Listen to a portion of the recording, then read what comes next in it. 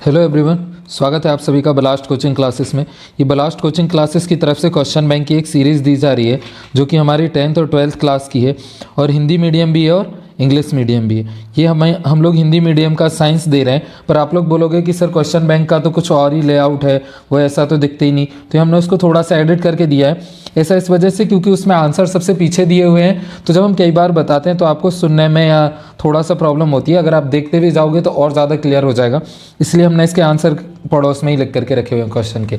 ठीक है, तो हमने इसको थोड़ा सा चेंज किया है। क्वेश्चन एक भी ना तो कम है ना ही ज़्यादा है, सेम ही क्वेश्चन है जितने उसमें थे। तो स्टार्ट करते हैं हम लोग। पर इससे पहले मैं आपको एक और बात बता दूं कि एक और हमने सीरीज़ दे करके रखी हुई है परीक्षा बोध की, तो आप चाहो तो वो भी देख सकते हो। लिंक नीचे आपको डिस्क्रिप्शन में मिल जाएगी, नहीं तो आप प्लेलिस्ट में जा करके देख सकते हो।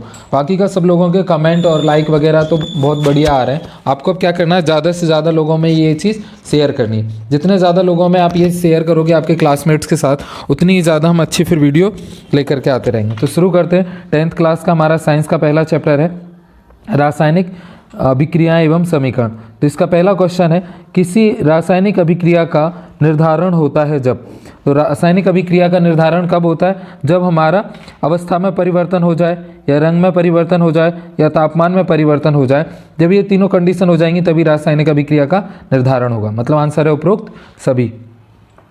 नेक्स्ट है उसके बाद में सेकंड, यदि मैग्नीशियम रिबन को वायु में दहन किया जाता है तो चमकदार श्वेत लौ उत्पन्न होती है एवं यह श्वेत चूर्ण में परिवर्तित हो जाता है। ये चूर्ण रासायनिक रूप से, तो ये रासायनिक रूप से क्या है हमारा? Magnesium oxide. तीसरा हमारा, कैल्शियम ऑक्साइड की जल के साथ अभिक्रिया किस प्रकार की होती है? तो ये हमारी किस प्रकार की होती है? ऊष्माक्षेपी अभिक्रिया होती है। चौथा हमारा, निम्नलिखित में से कौन सा भौतिक परिवर्तन नहीं है? तो इसमें से हमारा भौतिक परिवर्तन कौन नहीं है? तो इसका आंसर आ जाएगा हमारा एलपीजी का दहन होना। एक रासायनिक परिवर्तन है, भौतिक परिवर्तन नहीं है, तो इसका आंसर है। पांचवा हमारा, जल का विद्युत अपघटन एक अपघटन अभिक्रिया है। हाइड्रोजन एवं ऑक्सीजन के निकलने में मोल अनुपात होता है। तो इसमें मोल अनुपात हमारा कितना होता है? 2:1। नेक्स्ट है छठवां, देर तक सिल्वर क्लोराइड को सूर्य के प्रकाश में रखने पर वह काला पड़ जाता है, क्यों? तो इसका आंसर है सिल्वर क्लोराइड के विखंडन से सिल्वर बनता है, जिस वजह से ये कैसा हो जाता है? काला पड़ जाता है। सातवां है फिर हमारा इसका क्वेश्चन, सूर्य के प्रकाश में श्वेत रंग का सिल्वर क्लोराइड धूसर रंग का हो जाता है, यह अभिक्रिया का उदाहरण है। तो ये किस प्रकार की अभिक्रिया का उदाहरण है? तो एक हमारी वियोजन अभिक्रिया का उदाहरण है। उसके बाद में नेक्स्ट है हमारा आठवां, जिन अभिक्रियाओं में ऊष्मा का अवशोषण होता है उन्हें कहते हैं। तो जिन अभिक्रियाओं में ऊष्मा का अवशोषण होता है उसे हम लोग क्या कहते हैं? तो उसे हम लोग कहते हैं ऊष्मा शोषी अभिक्रिया। उसके बाद में नेक्स्ट हमारा 9th, लेड नाइट्रेट का रासायनिक रूप है। तो जो हमारा लेड नाइट्रेट है उसका रासायनिक रूप क्या है? PbNO3 का होल ट्वाइस। 10वां हमारा, खाद्य पदार्थों का कार्बन डाइऑक्साइड और पानी में टूटना किस प्रकार की अभिक्रिया है? तो जो खाद्य पदार्थों का कार्बन डाइऑक्साइड और पानी में टूट जाता है, ये हमारी कौन सी अभिक्रिया है? ऊष्माक्षेपी अभिक्रिया है। उसके बाद में नेक्स्ट है हमारा 11वां क्वेश्चन, निम्नलिखित में से कौन सी प्रक्रिया रासायनिक अभिक्रिया है? तो इसमें से कौन सी हमारी रासायनिक अभिक्रिया है? तो इसका आंसर हो जाएगा हमारा तांबे के तार को हवा की उपस्थिति में उच्च ताप पर गर्म करना। तो ये हमारी क्या है? रासायनिक अभिक्रिया है। नेक्स्ट हमारा 12वां, निम्नलिखित में से कौन सी एक रासायनिक अभिक्रिया नहीं है? तो इनमें से हमारी रासायनिक अभिक्रिया कौन सी नहीं है? बर्फ का पिघलना। 13वां हमारा, सोने और प्लेटिनियम को गलाने वाले अम्ल का क्या नाम है? तो जो सोना और प्लेटिनियम होता है इसको एक्वारेजिया गला देता है। नेक्स्ट है 14, इसमें किसी रासायनिक अभिक्रिया में भाग लेने वाले पदार्थ कहलाते हैं। तो किसी रासायनिक अभिक्रिया में जो पदार्थ भाग लेते हैं वो हमारे क्या कहलाते हैं? अभिकारक कहलाते हैं। उसके बाद में नेक्स्ट हमारे रिक्त स्थानों की पूर्ति कीजिए। तो ये हमने नया इसीलिए दिया है ताकि आंसर यहीं पे है, कि जैसे ही मैं पढ़ूंगा तो आपको क्लियर होते जाएगा पढ़ के आ रहे हैं। नहीं तो कई बार ऐसा होता है कि मैंने पढ़ दिया, आपने सुन नहीं पाया या फिर आपको दिखा नहीं, तो उतना ज़्यादा क्लियर नहीं होता। नेक्स्ट है हमारा पहला, पॉप ध्वनि से जलने वाली गैस है। तो ये कौन सी गैस है? हाइड्रोजन यानी H2। दूसरा है, हमारे शरीर की कोशिकाएं स्तर पर भोजन का दहन कहलाता है। तो ये क्या कहलाता है? अपचयन। तीसरा है हमारा, लंबे समय तक सेवन ना करने पर सूखे मेवे के सड़ने का क्या कारण है? तो ये हमारा विकृत गंधिता। चौथा हमारा, H2 का योग तथा O2 का ह्रास कौन सी अभिक्रिया है? तो ये हमारी अपचयन अभिक्रिया। पांचवा हमारा, दीवारों पर सफ़ेद करने के 2-3 बाद दीवारों पर चमक आ जाती है, ऐसा के निर्माण के कारण होता है। तो ये किसके कारण होता है? कैल्शियम कार्बोनेट बनने के कारण। छठवां हमारा संगमरमर का रासायनिक सूत्र क्या है, तो ये हमारा क्या है CaCO3। सातवां हमारा बिना बुझे हुए चूने का सूत्र क्या है, तो ये होता है हमारा कैल्शियम ऑक्साइड यानी CaO। उसके बाद में अति लघु उत्तरीय प्रश्न है, तो जो ये हमारे अति लघु उत्तरीय प्रश्न है इसके आंसर आपको खुद को देखना है, लघु उत्तरीय प्रश्न के भी आंसर आपको खुद को देखना है। नेक्स्ट हमारा सेकंड चैप्टर, तो ये अम्ल एवं क्षारक। आपको एक और इन्फॉर्मेशन दे देते हैं हम लोग कि जो हमारी कोचिंग है उसमें 1 फरवरी से रजिस्ट्रेशन स्टार्ट हो रहे हैं, जो कि हमारा बैच होगा 2022 और 2023 के लिए, जिसकी क्लासेस आपकी 1 मार्च से स्टार्ट हो जाएंगी और ये पूरा साल भर चलेंगी, मतलब 12 या 13 महीने का कोर्स होगा। तो जो भी आपके कॉन्टैक्ट में हो उन लोगों को आप बता सकते हो। चलो स्टार्ट करते हैं हम लोग सेकेंड चैप्टर। तो सेकंड चैप्टर है हमारा पहला, निम्नलिखित में से कौन सा लवण क्रिस्टल जलयुक्त नहीं है, तो इनमें से हमारा कौन सा जलयुक्त नहीं है, तो आ जाएगा खाने का सोडा। दूसरा हमारा पाचन के समय आमाशय पाचक रसों का pH मान होता है, तो इसका pH मान हमारा कितना होता है, तो 7 से कम होता है। तीसरा हमारा निम्नलिखित में से कौन सा एक क्षारक नहीं है, तो इनमें से हमारा कौन सा क्षारक नहीं है, तो इसका आंसर आ जाएगा CHOH, ये हमारा क्षारक नहीं है। उसके बाद में नेक्स्ट है हमारा चौथा क्वेश्चन, बेकिंग पाउडर बनाने में प्रयुक्त अवयवों में से एक अवयव सोडियम हाइड्रोजन कार्बोनेट है तथा दूसरा अवयव क्या है, तो जो दूसरा अवयव होता है वो हमारा क्या होता है, टार्टरिक अम्ल। नेक्स्ट है हमारा पांचवा अपच का उपचार करने के लिए निम्नलिखित में से किस औषधि का उपयोग किया जाता है, तो किसका किया जाता है, एंटासिड का। छठवां हमारा टमाटर में कौन सा अम्ल उपस्थित होता है, तो जो हमारा टमाटर है उसमें कौन सा अम्ल उपस्थित होता है, तो ये होता है हमारा ऑक्लेजिक अम्ल। नेक्स्ट हमारा सातवां, सोडियम कार्बोनेट एक क्षारीय लवण है क्योंकि यह निम्नलिखित का लवण होता है, तो इसका आंसर हमारा क्या आएगा, तो आएगा दुर्बल अम्ल एवं प्रबल क्षारक का। आठवां क्वेश्चन है हमारा, अम्लों के लिए कौन सा कथन सत्य है, तो इनमें से अम्लों के लिए हमारा कौन सा कथन सत्य है, तो ये हो जाएगा हमारा इसका खट्टा स्वाद होता है इनका, नीले लिटमस को लाल में बदल देता है।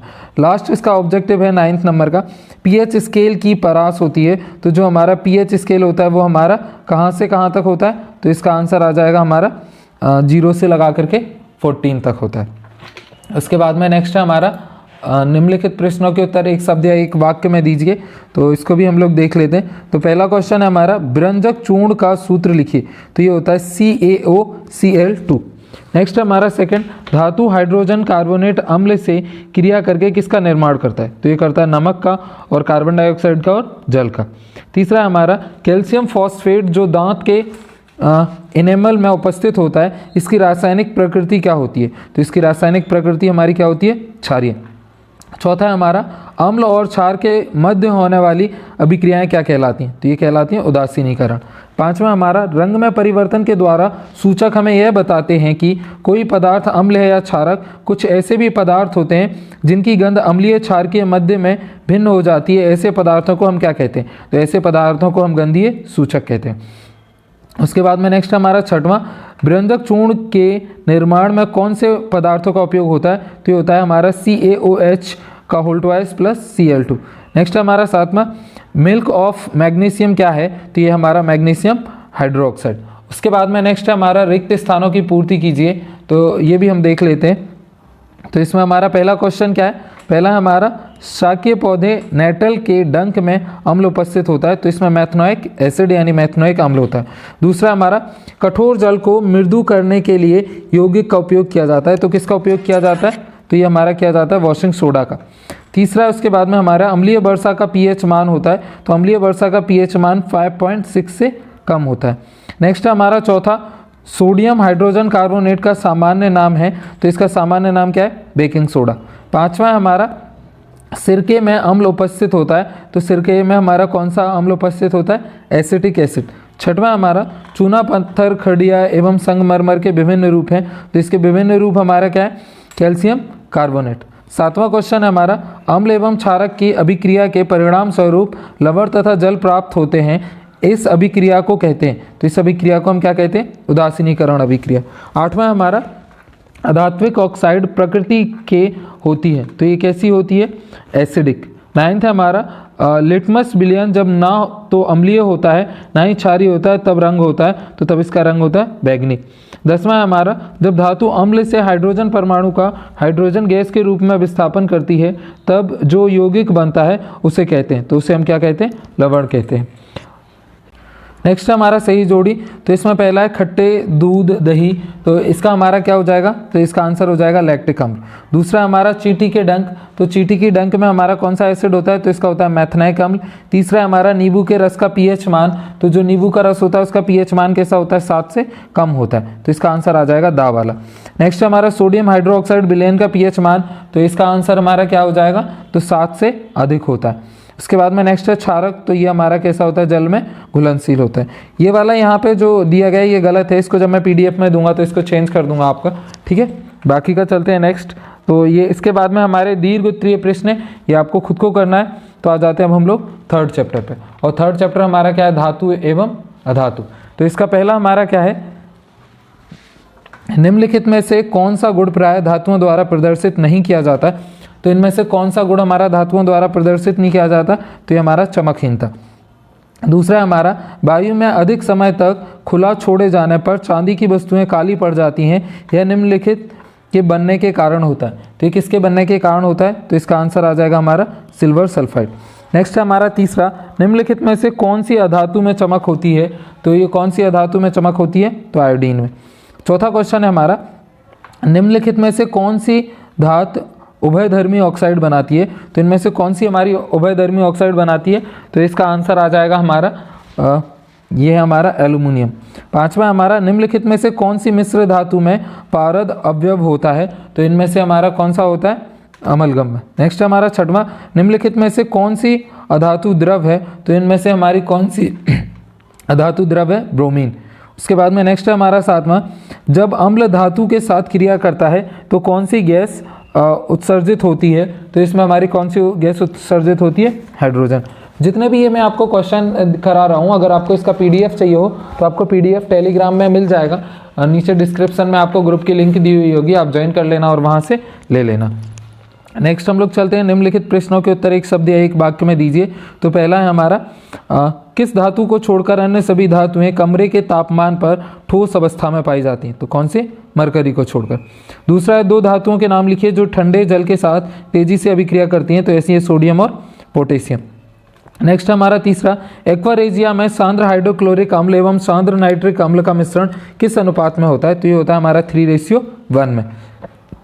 चौथा है हमारा, आयनिक यौगिकों का गलनांक एवं क्वथनांक उच्च होता है, तो ये क्यों होता है, क्योंकि अधिक अंतरायनिक आकर्षण बल के कारण ये उच्च होता है। नेक्स्ट है पांचवा, अमलगम किसे कहते हैं, तो ये मरकरी की मिश्र धातु को कहते हैं। छठवां हमारा, यसद लेपन किसे कहते हैं, तो लोहे को जंग से बचाने के लिए जो जस्ते का परत चढ़ाई जाती है उसे हम क्या बोलते हैं, यसद लेपन कहते हैं। उसके बाद में नेक्स्ट है, रिक्त स्थानों की पूर्ति कीजिए। तो पहला हमारा, मिश्र धातु का उपयोग विद्युत तारों की परस्पर वेल्डिंग के लिए होता है, तो इसका आंसर क्या आएगा, शोल्डर वेल्डिंग के लिए। नेक्स्ट हमारा दूसरा, लंबे समय तक आर्द्र वायु में रहने पर लोहे का भूरे रंग की पत्र की पदार्थ की परत चढ़ जाती है, जिसे हम क्या कहते हैं, आयरन ऑक्साइड। तीसरा हमारा, कॉपर वायु में उपस्थित आर्द्र कार्बन डाइऑक्साइड के साथ अभिक्रिया करता है, जिससे उसकी सतह से भूरे रंग की चमक धीरे धीरे खत्म हो जाती है एवं हरे रंग की परत चढ़ जाती है, यह पदार्थ होता है। तो यह पदार्थ कौन सा होता है, CuO। चौथा हमारा, दो या दो से अधिक धातुओं के समांगी मिश्रण को क्या कहते हैं, तो इसे हम मिश्र धातु कहते हैं। पांचवा हमारा, वह सूची जिसमें धातुओं को उनकी क्रियाशीलता के अवरोही क्रम में व्यवस्थित किया जाता है, तो उसे हम क्या कहते हैं, सक्रियता श्रेणी। उसके बाद में नेक्स्ट है हमारा सही जोड़ी यानी मैच द कॉलम, तो इसको भी हम लोग देख लेते हैं मैच द कॉलम को। तो पहला हमारा क्या है इसमें मैच द कॉलम में, तो फर्स्ट है हमारा सभी धातुएं, तो सभी धातुएं कैसी होती हैं, तो ये इसका एक नीचे आ गया है, तो सभी धातुएं होती हैं हमारा धातु ऑक्साइड का निर्माण करती हैं। उसके बाद में दूसरा है हमारा एनोडीकरण, तो एनोडीकरण का हमारा क्या आएगा, इसका आंसर आएगा एल्यूमिनियम। तीसरा है हमारा सोडियम, तो सोडियम का आंसर हमारा क्या आएगा, मिट्टी के तेल में रखते हैं यानी कैरोसिन में रखते हैं। चौथा आएगा हमारा कार्बन अधातु, तो कार्बन अधातु का क्या होगा, अपरूपता। उसके बाद में नेक्स्ट और लास्ट है हमारा धातु, तो धातु कैसी होती है, हमारी विद्युत की चालक होती है। नेक्स्ट है हमारा अति लघु उत्तरीय प्रश्न है, तो ये आपको खुद को करना है। चौथा चैप्टर है हमारा कार्बन एवं उसके यौगिक। इस वीडियो में हम आपको केवल ऑब्जेक्टिव करा रहे हैं, जिससे कि आपके इसका 80 मार्क्स का पेपर होने वाला है और जो 32 मार्क्स आएंगे उसमें आपके 32 में से 32 आ जाए। तो ये क्वेश्चन बैंक के हमने सारे ऑब्जेक्टिव करा दिए और आप एक और सीरीज़ देख सकते हो जो कि परीक्षा बोध की है, उसमें भी हमने करा दिए। इसका इंग्लिश वर्जन भी हम लोग डाल चुके हैं, तो आप वो भी देख सकते हो। नेक्स्ट है हमारा 5वां चैप्टर तत्वों के आवर्त का वर्गीकरण। तो इसको भी हम लोग देख लेते हैं। तो पहला हमारा क्या है, अष्टक नियम किस तत्व का तक उपयोगी होता है। तो जो अष्टक का नियम है वो हमारा कहाँ तक था, कैल्शियम तक उपयोगी था। नेक्स्ट है हमारा सेकंड, मेंडलीव के आवर्त नियम के अनुसार तत्व को आवर्त तालिका में व्यवस्थित किया गया क्रम है। तो इसका हमारा व्यवस्थित किया गया क्रम कौन सा, तो इसका है बढ़ता परमाणु द्रव्यमान। तीसरा हमारा, निम्नलिखित में से कौन सा कथन आधुनिक आवर्त तालिका के संदर्भ में है। तो इनमें से कौन सा कथन हमारा ऐसा है, तो इसका आंसर आ जाएगा हमारा, इनके 18 ऊर्ध्वाधर स्तंभ होते हैं जिन्हें हम क्या कहते हैं, समूह। चौथा क्वेश्चन है हमारा, आधुनिक आवर्त सारणी में सभी तत्वों को रखा गया है। तो सभी तत्वों को कैसा रखा गया, तो बढ़ते परमाणु क्रमांक के आधार पर। पांचवा हमारा, आवर्त सारणी में बाएं से दाएं जाने पर प्रवृत्ति के बारे में कौन सा कथन असत्य है। तो इनमें से हमारा कौन सा कथन असत्य है, परमाणु आसानी से इलेक्ट्रॉन का त्याग कर देता है। ये असत्य है, क्योंकि जैसे ही बाएं में रहते तो आसानी से त्याग कर देता है, और जैसे ही हम लोग दाएं की तरफ जाते जाते हैं तो वह आसानी से त्याग नहीं करता है। नेक्स्ट है, उसके बाद में रिक्त स्थानों की पूर्ति कीजिए। तो पहला हमारा, आधुनिक आवर्त सारणी में दाएं से बाएं जाने पर विद्युत ऋणात्मक होता है, तो ये बढ़ता जाता है। दूसरा हमारा, उत्कृष्ट गैसों का पता देर से चला क्योंकि ये हैं, तो जो हमारी अक्रिय गैसेस हैं वो कैसी हैं, या उत्कृष्ट गैसें या अक्रिय हैं, इस वजह से देर से पता चला। तीसरा हमारा, आधुनिक आवर्त सारणी में समूह होते हैं। तो आधुनिक आवर्त सारणी में याद रखना 18 समूह होते हैं और 7 आवर्त होते हैं। नेक्स्ट हमारा चौथा, किसी कोष में इलेक्ट्रॉनों की अधिकतम संख्या निकालने का सूत्र क्या है। तो इसका है 2n⁻²। पांचवा हमारा, आवर्त में बाएं से दाएं जाने पर परमाणु त्रिज्या होती है। तो परमाणु त्रिज्या क्या होती जाती है, घटती जाती है। उसके बाद में नेक्स्ट है, निम्नलिखित प्रश्नों के उत्तर एक वाक्य एक शब्द में दीजिए। पहला है, किस तत्व का इलेक्ट्रॉनिक विन्यास 2 8 2 है। तो 2 और 8 10 और 2 12, 12वें नंबर पर आता है हमारा मैग्नीशियम। दूसरा हमारा, किस तत्व में पहले कोष से 2 गुने इलेक्ट्रॉन होते हैं। तो किस में होते हैं, कार्बन में। तीसरा है हमारा, तत्वों के वर्गीकरण का अष्टक नियम किसने प्रतिपादित किया। तो ये किसने किया था, न्यूलैंड ने।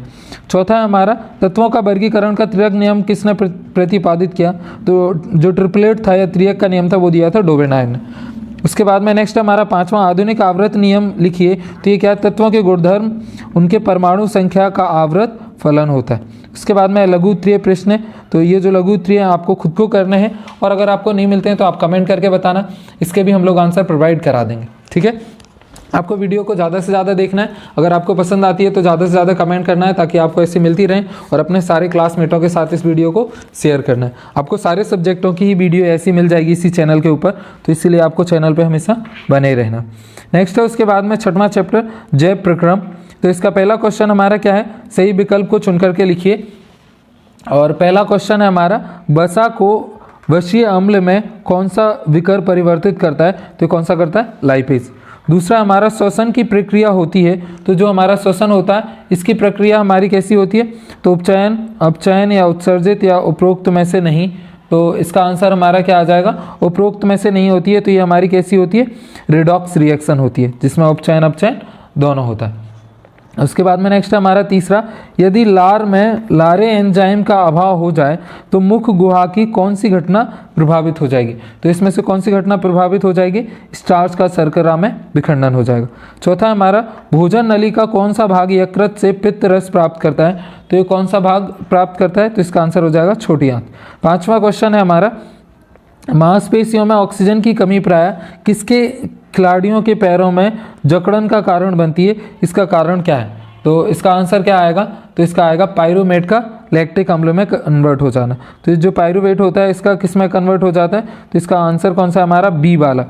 ये ए नहीं है, बी वाला, पायरुव का लैक्टिक अम्ल में कन्वर्ट हो जाना। छठवां हमारा, मनुष्य के पाचन तंत्र में हाइड्रोक्लोरिक अम्ल का स्राव किस भाग से होता है। तो ये कौन से भाग से होता है। तो इसका आंसर आ जाएगा हमारा आमाशय से होता है।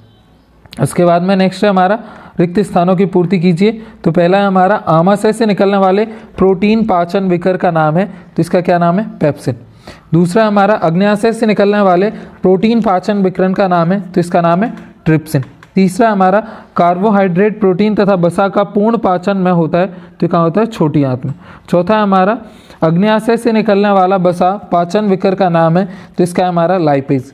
पांचवा हमारा, श्वसन प्रक्रिया के दौरान निकलने वाली गैस चूने के पानी को दूधिया कर देती है। तो इसका आंसर आएगा हमारा CO2।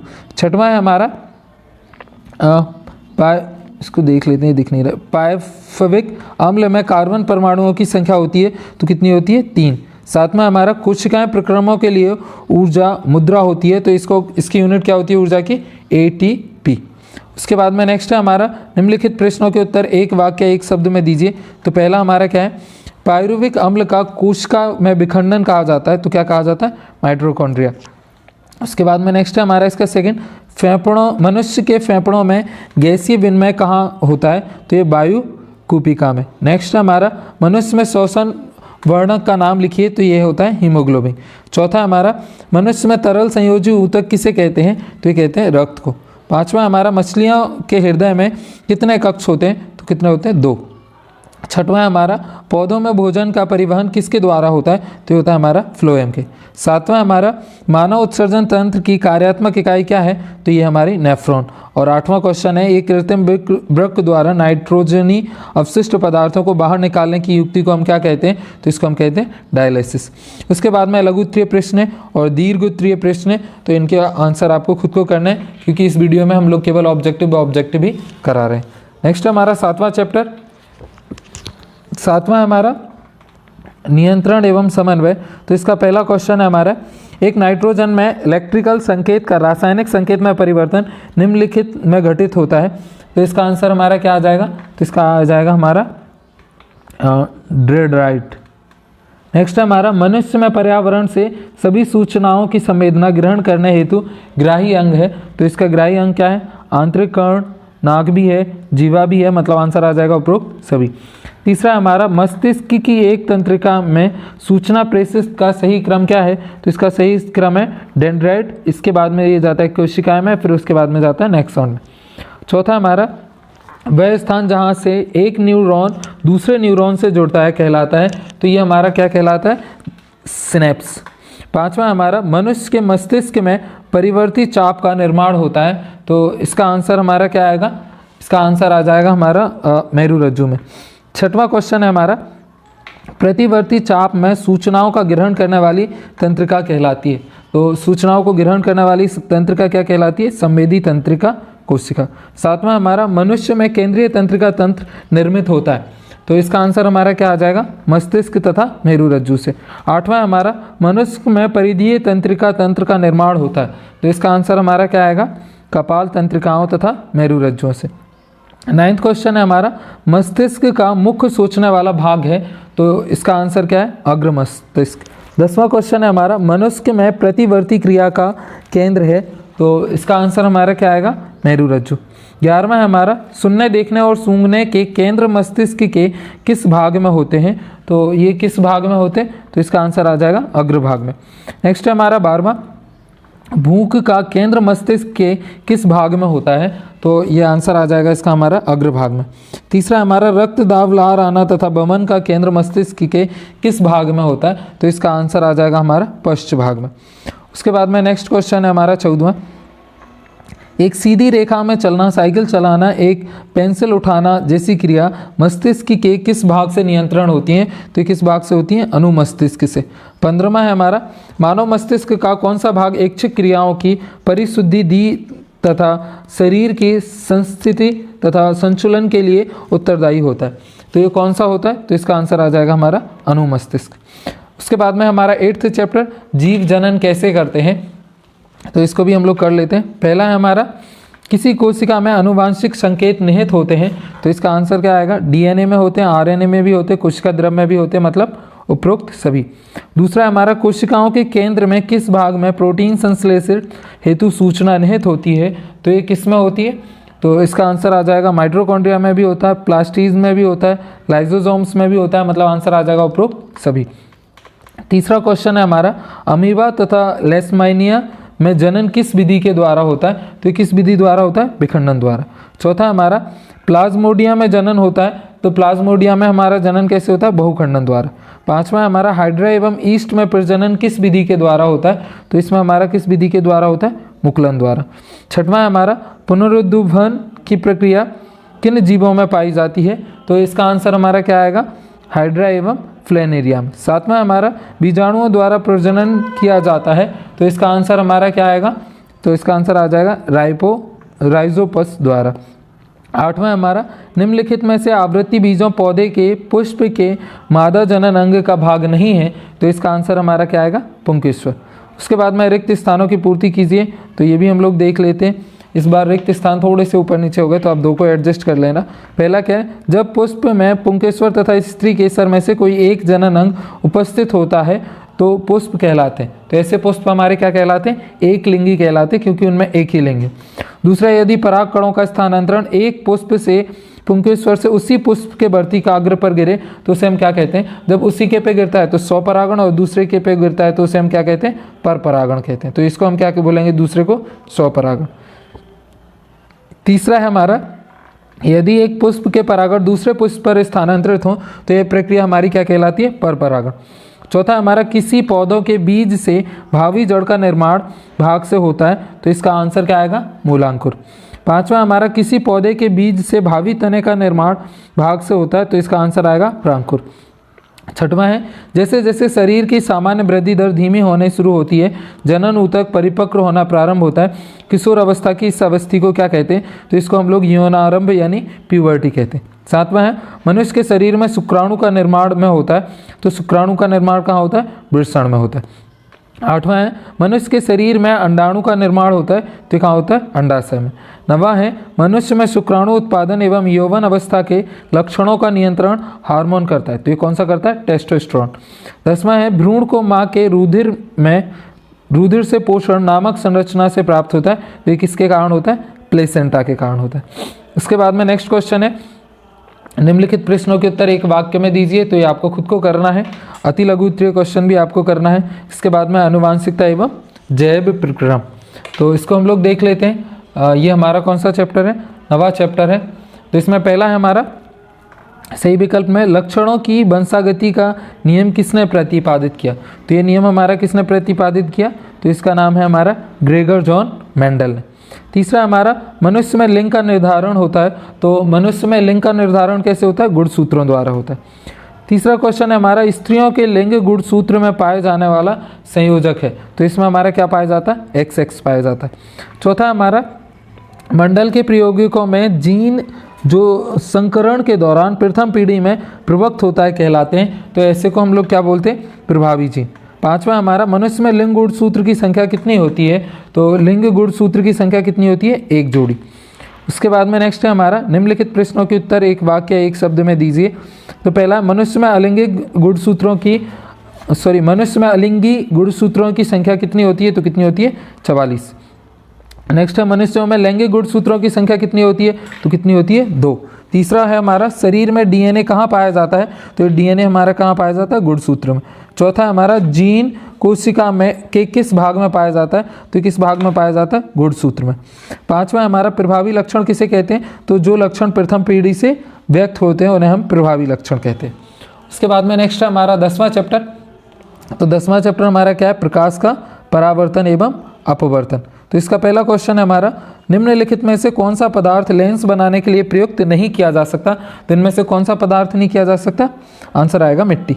इस वीडियो को आपको ज़्यादा से ज़्यादा देखना है, और खासतौर पे उस टाइम पे जब आप दूसरे काम कर रहे हो, जैसे आप कहीं पे वॉक कर रहे हो, या आप एग्ज़ाम देने जा रहे हो, या फिर आप मान लो खाना खा रहे हो, तब आप देखोगे तो आपका टाइम भी बचेगा और ज़्यादा से ज़्यादा आपको समझ में भी आएगा। पर अगर आप एक बार देखोगे तो सारे आपको याद हो पाना मुश्किल है, इसीलिए आप एक बार देखोगे तो सारे क्वेश्चन आपको समझ में आ जाएंगे, और 2-3 बार देखोगे तो आपको क्या हो जाएगा? याद हो जाएगा। वैसे भी ये बहुत कम टाइम में आपको रिवाइज कराने का सबसे बेस्ट मेथड है, इस वजह से ये सारी वीडियो मैं आपको बना करके दे रहा हूँ। तो आपको इस वीडियो को क्या करना है? बार बार देखना है, जिससे कि आपको ज़्यादा से ज़्यादा याद हो जाए।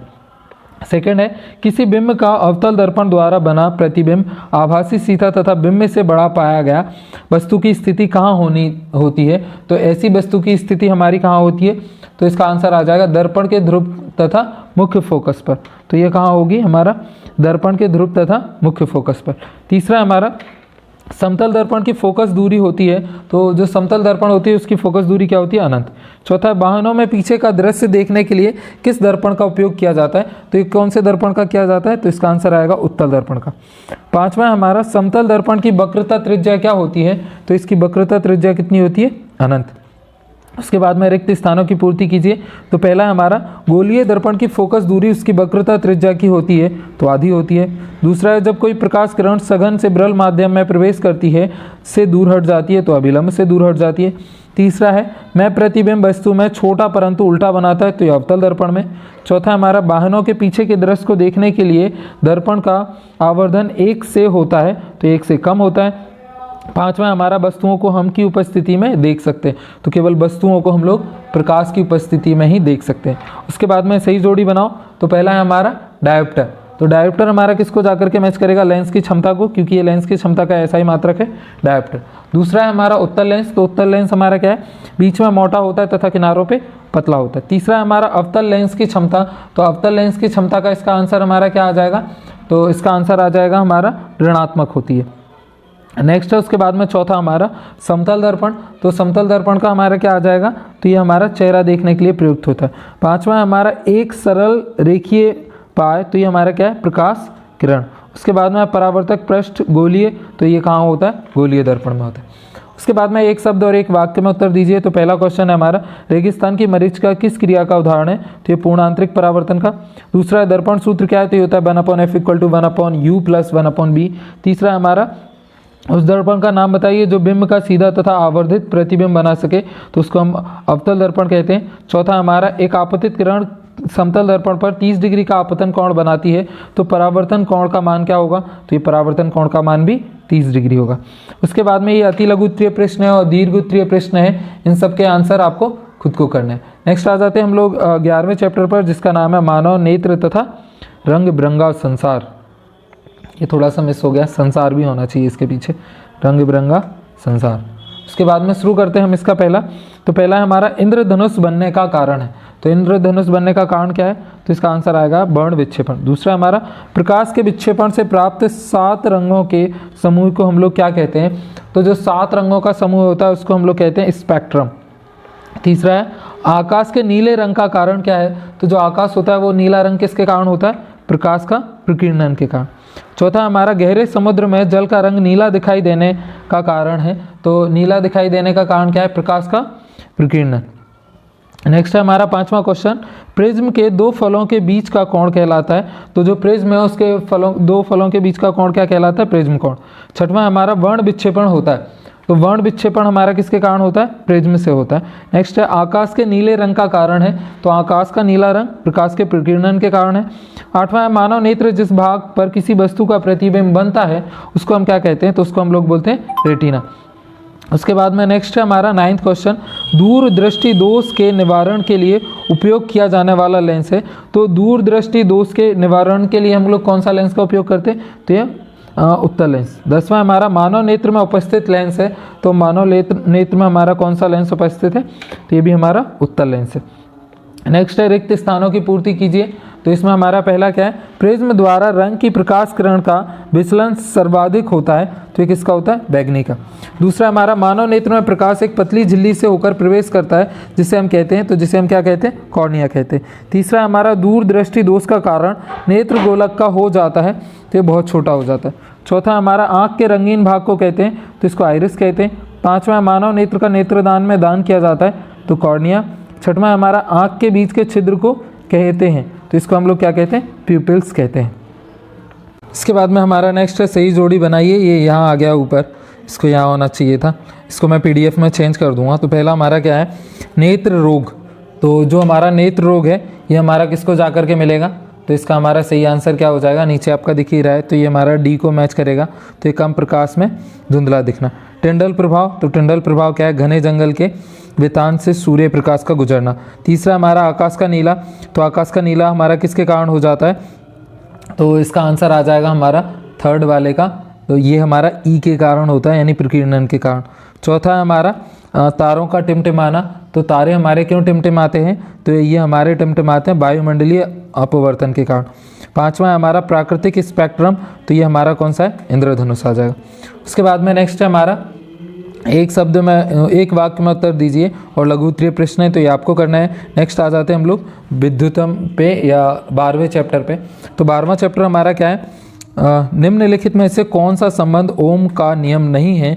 तो इनमें से हमारा ओम का नियम किस में नहीं है, तो वो आंसर आ जाएगा हमारा बा वाला। VIN एक नियतांक होता है, VIN एक नियतांक होता है, ये हमारा गलत है। दूसरा हमारा एमीटर को परिपथ में सदा ऐसे संयोजित किया जाता है, तो एमीटर को परिपथ में हमेशा कैसे संयोजित किया जाता है, तो श्रेणी क्रम में। तीसरा हमारा प्रतिरोध का मात्रक होता है, तो प्रतिरोध का हमारा क्या मात्रक होता है, तो इसका आंसर आएगा ओम। चौथा हमारा 50 वॉट 250 वोल्ट के एक लैंप में प्रवाहित विद्युत का मान होगा, तो एक लैंप में प्रवाहित विद्युत का मान कितना होगा, तो इसका आ जाएगा 0.2 एम्पियर। नेक्स्ट है हमारा यदि विभवांतर को वोल्ट में तथा धारा को एम्पियर में मापते हैं तो शक्ति का मात्रक हमारा होता है, तो ऐसे टाइम पे हमारा शक्ति का मात्रक क्या होगा, तो इसका आंसर आ जाएगा हमारा वोल्ट एम्पियर। छठवां हमारा एक अश्व शक्ति में कितने वाट होते हैं, तो एक अश्व शक्ति में हमारे कितने वाट होते हैं, तो इसका आंसर आएगा 746 वाट। सातवां हमारा विभवांतर मापन यंत्र है, तो विभवांतर मापन यंत्र कौन सा है हमारा, वोल्टमीटर। उसके बाद में रिक्त स्थानों की पूर्ति कीजिए, तो ये थोड़ा सा हमारा ऊपर नीचे हो गया। किसी तार का प्रतिरोध उसकी लंबाई के होता है, तो ये लंबाई के कैसा होता है, अनुक्रमानुपाती होता है। दूसरा एक आदर्श एमीटर का प्रतिरोध होता है, तो आदर्श एमीटर का प्रतिरोध हमारा कितना होता है, 0 यानी 0। तीसरा है हमारा फ्यूज को किसी संयंत्र के साथ क्रम में जोड़ा जाता है, तो कैसा जोड़ा जाता है, श्रेणी क्रम में। चौथा है अधिक विभवांतर प्राप्त करने के लिए सेलों को कम क्रम में जोड़ा जाता है, तो इसको भी हम लोग श्रेणी क्रम में जोड़ते हैं। पांचवा हमारा प्रतिरोधों के श्रेणी क्रम में जुड़े होने पर के मान में कोई परिवर्तन नहीं आता, तो विद्युत धारा के मान में कोई परिवर्तन नहीं आता।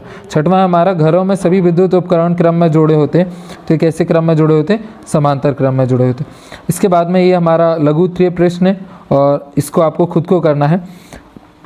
उसके बाद में आ जाते हैं हम लोग नेक्स्ट, तो अगला चैप्टर है हमारा 13वां, विद्युत धारा के चुंबकीय प्रभाव।